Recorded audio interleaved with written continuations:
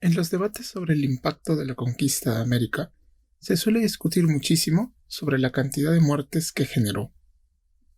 Es evidente que la discusión tiene mucho que ver no solo con las fuentes históricas, sino también con los discursos políticos que se tejen alrededor. Y esto de por sí no está mal. Al fin y al cabo, no existe la historia aséptica, totalmente libre de la subjetividad de los autores y del contexto histórico en que se escribe. Así que no es de sorprender que se suelten cifras, o muy altas o muy pequeñas, sobre el número de muertos por las epidemias, las guerras o la explotación. Muchas veces, sin tener en cuenta el contexto o explicando el por qué afectaron como afectaron a una población que, en realidad, no debe ser vista solo como simples números. Es por ello que en este episodio hablaremos sobre el colapso de la población indígena durante el siglo XVI. Mi nombre es Sergio Sáez y esto es Más de 200.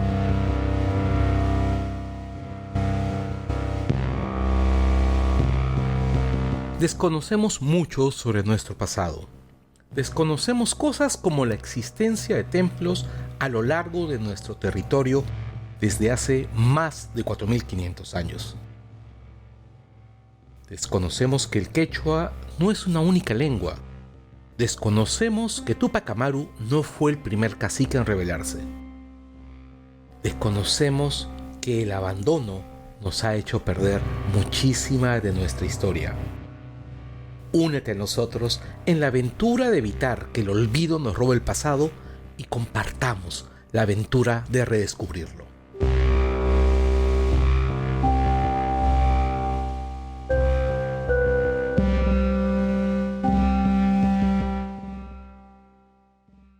Calcular el número de habitantes del Tahuantinsuyo antes de la conquista es una tarea complicada debido a la pérdida total de los censos incaicos.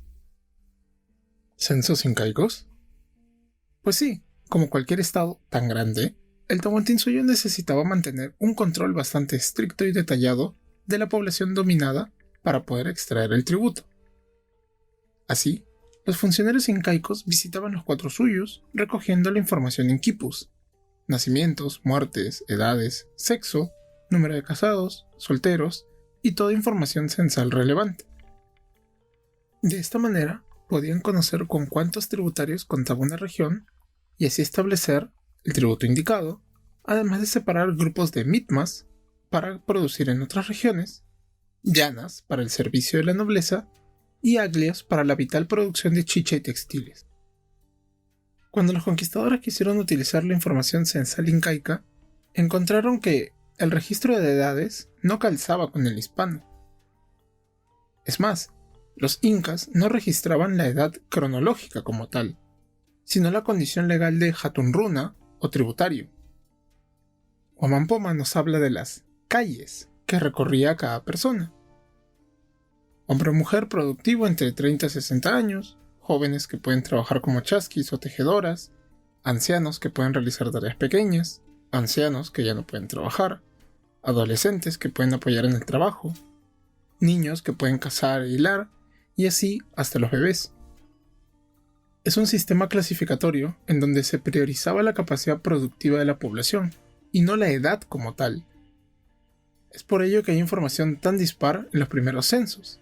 Muchos indígenas no conocían su edad exacta, pues en su cultura no era un dato relevante.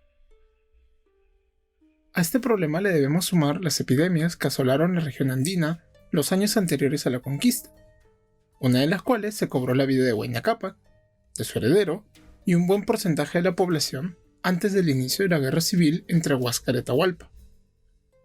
Luego, las guerras civiles entre los conquistadores y la resistencia de los incas de Vilcabamba también contribuyeron a la baja poblacional a inicios de la colonia, a lo cual se sumaron las nuevas epidemias y crisis alimentarias producto de la destrucción de las formas de organización nativas.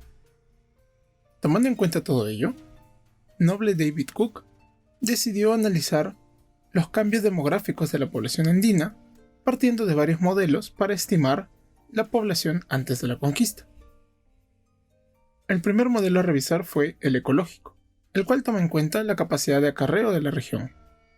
Las evidencias arqueológicas y documentales no permiten afirmar que los Andes centrales hayan llegado al límite de la capacidad de las fuerzas productivas, por lo que el estimado de 13 millones de personas marca más un límite poblacional que la cifra real de habitantes.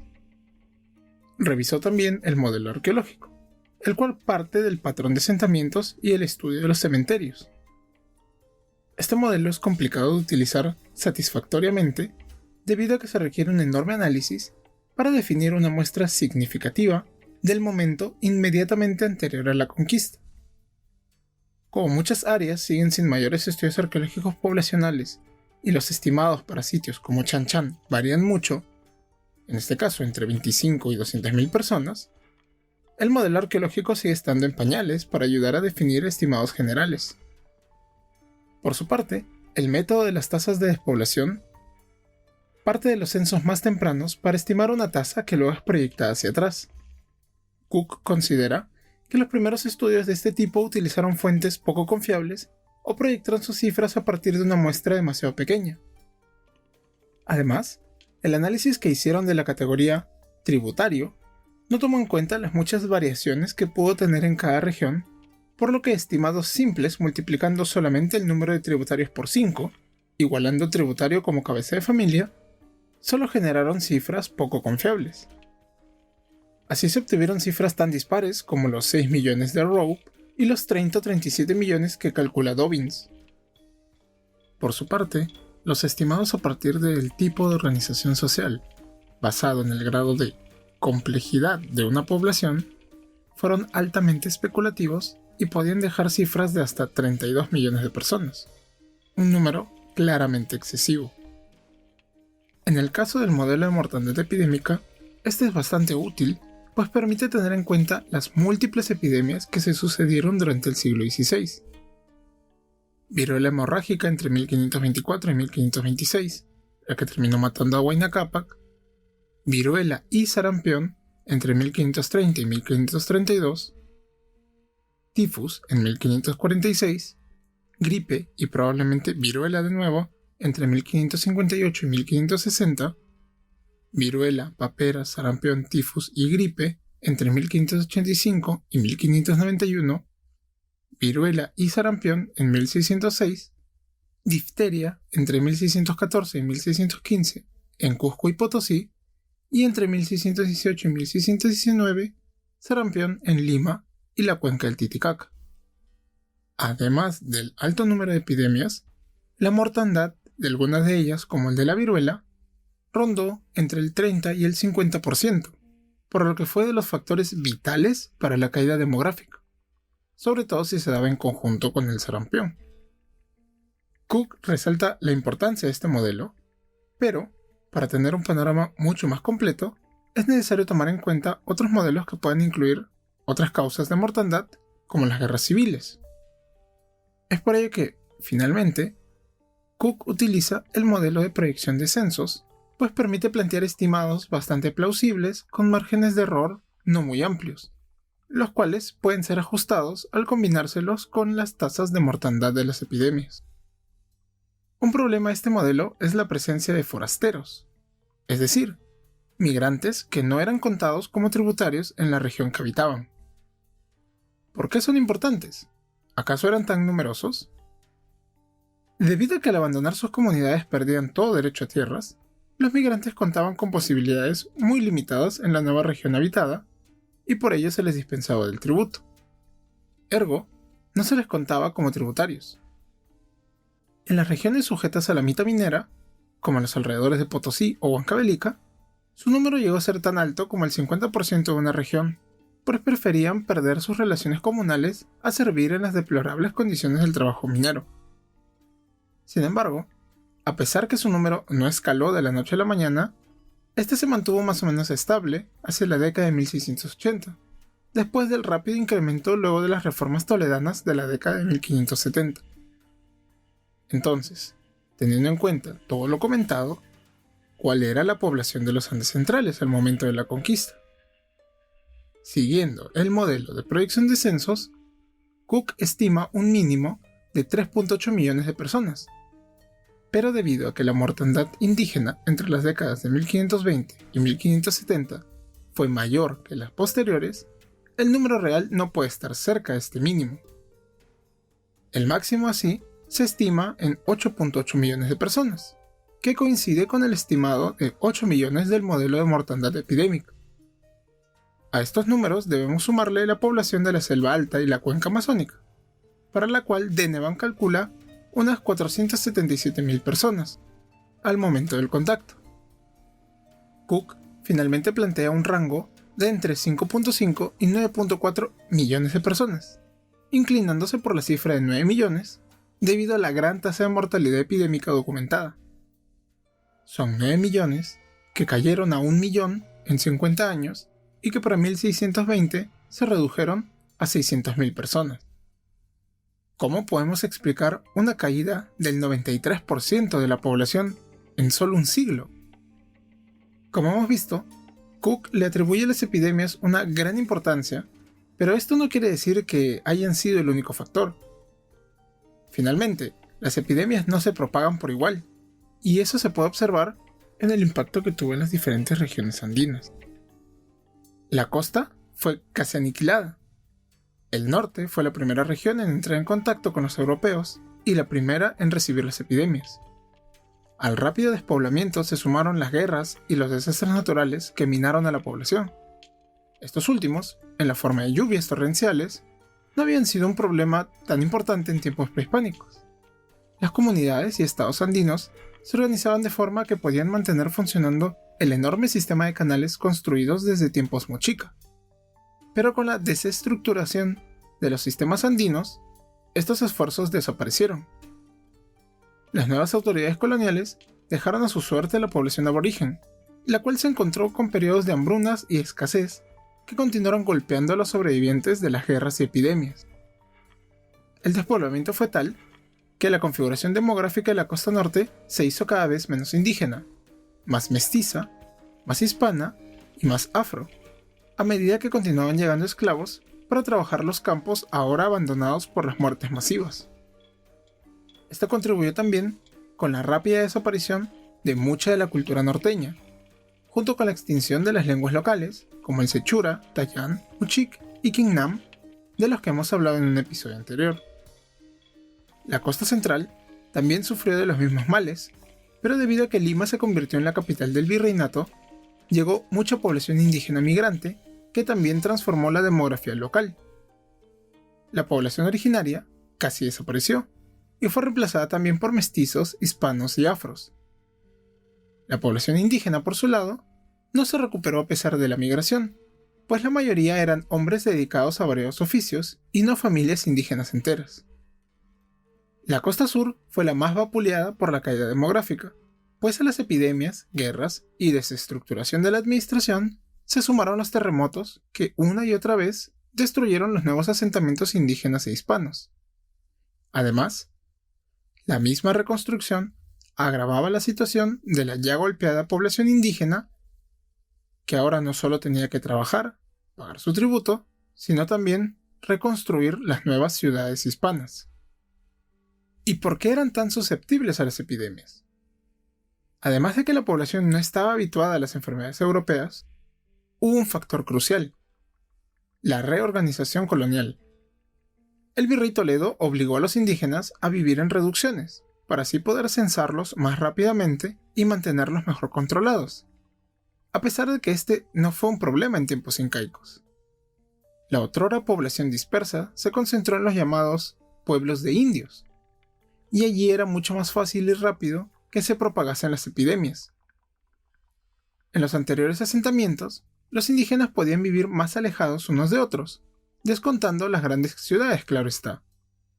Lo cual, junto con las bajas temperaturas de las alturas serranas, ayudaban a limitar el impacto de las enfermedades. Los pueblos de indios generalmente ocupaban tierras más bajas y cálidas, y la mayor densidad poblacional fue un terreno propicio para que las epidemias hicieran estragos en la población. Estos cambios dejaron muy vulnerables a las poblaciones de tierras bajas y a las ahora más densas, como la costeña y las de la Sierra Norte. Esta última caracterizada por ocupar nichos ecológicos a menor altura que la del centro y sur. Junto con la Sierra Norte, las regiones aledañas de Jaén, Chachapoyas y Moyobamba sufrieron brutalmente el impacto epidémico, pues a la viruela, sarampión y gripe se sumaron la fiebre amarilla, la malaria y otras enfermedades endémicas del bosque tropical. Es por ello que estas regiones quedaron prácticamente deshabitadas y se terminaron por extinguir las lenguas originarias, como el chacha, de las cuales hemos hablado en otro episodio. Las sierras centro y sur también sufrieron el impacto de las epidemias, pero sus condiciones medioambientales las limitaron. Sin embargo, acá afectó fuertemente la explotación minera, sobre todo los repartimientos cercanos a las minas de Huancavelica, Castrovirreina y Potosí. En este caso, también fueron las reformas toledanas las que afectaron enormemente la demografía regional. Con las nuevas normas, las comunidades están obligadas a dar 1/7 de su población para trabajar en la mita minera. Así, una institución inca, en la cual las autoridades se servían de la mano de obra a cambio de proveerlo de alimentos, transporte y alojamiento, fue deformada por el trabajo obligatorio para los empresarios mineros, quienes no protegían a los mitayos. Esto no quiere decir que la mita haya sido una institución libre de explotación en tiempos incaicos, pues seguía siendo trabajo obligado. Pero sería deshonesto insistir en que solo se trató de una adopción colonial sin cambios, como muchos discursos hispanistas modernos quieren difundir. Solo basta decir que la minería inca era bastante superficial y no acarreaba los males de la producción intensiva que iniciaría en la colonia. La mita minera fue una de las instituciones más odiadas y causante de un aumento de la mortalidad indígena. Muerte en inundaciones, derrumbes y accidentes de todo tipo, neumonía y otras enfermedades respiratorias por los bruscos cambios de temperatura entre el interior del socavón y el frío de la puna, envenenamiento por aspiración de mercurio y otros gases. En fin, una seguidilla de males que llevó a muchos curacas a ocultar el número de tributarios con los que contaban y que motivó a tantos a abandonar sus tierras y convertirse en forasteros en otras comunidades. La pérdida de sus tierras y relaciones comunales era un precio sensato a pagar a cambio de no tener que cumplir como ermitaños y enfrentarse a una muerte o incapacidad bastante probables. Por cierto, las autoridades hispanas no desaprovecharon la oportunidad para apropiarse de las tierras que dejaron los indígenas, mientras se quejaban de la falta de mano de obra para explotar en sus empresas. Creo que ahora sí queda claro por qué los 9 millones se convirtieron en 600.000. Las epidemias que mataron a tantos, sobre todo a niños, agravadas por las políticas coloniales, las guerras que diezmaron a la población masculina adulta y la explotación en las minas, todos factores que llevaron a la destrucción de enormes segmentos de la población andina. Y aún así resistieron. Con el tiempo, los sobrevivientes desarrollaron inmunidades y se las pasaron a sus hijos. Con el tiempo, se volvieron a establecer las formas de organización comunales que permitían mantener la tecnología agraria. Con el tiempo, encontraron formas de evadir la mita y otras prácticas explotadoras. Con el tiempo, la población se recuperó y forjó nuevas culturas. Y aún seguimos resistiendo.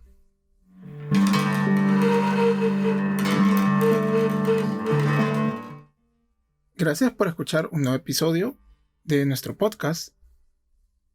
Antes de pasar a la bibliografía, quisiera agradecer a nuestros Patreon por el apoyo que nos brindan mes a mes. Gracias a ellos Aramburu Mantovani, Lindo Blair, CBZ, Franca Barca y Carlos Vilca. Ya saben que si desean contribuir pueden hacerlo vía Patreon, buscándonos como Más de 200, podcast de historia andina. Nos pueden apoyar desde $1, pueden desuscribirse cuando deseen. Pero ya saben que igual los episodios estarán disponibles de forma gratuita en iVoox, Spotify y YouTube.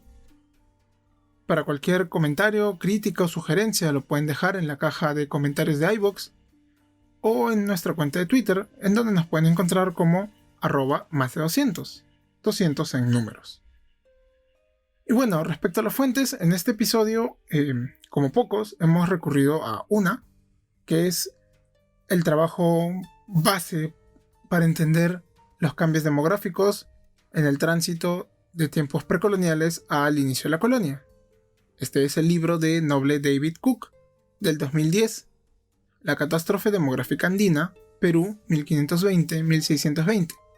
El libro realmente fue publicado hace ya varias décadas en inglés, pero en 2010 salió una edición en español del Fondo Editorial de la Universidad Católica, y lo pueden encontrar de manera gratuita en su repositorio. Y bueno, si quieren conocer en detalle cómo llegó a hacer sus cálculos, la revisión y descarte de varios de los modelos, pueden revisar la primera parte de este libro, y su apéndice también tiene una información muy detallada de la población indígena, corregimiento por corregimiento, repartimiento por repartimiento, a partir de la segunda mitad del siglo XVI.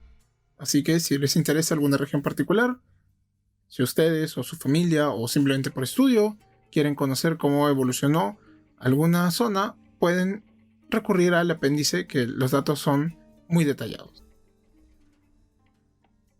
Y bueno, ese fue nuestro episodio. Muchas gracias por seguirnos.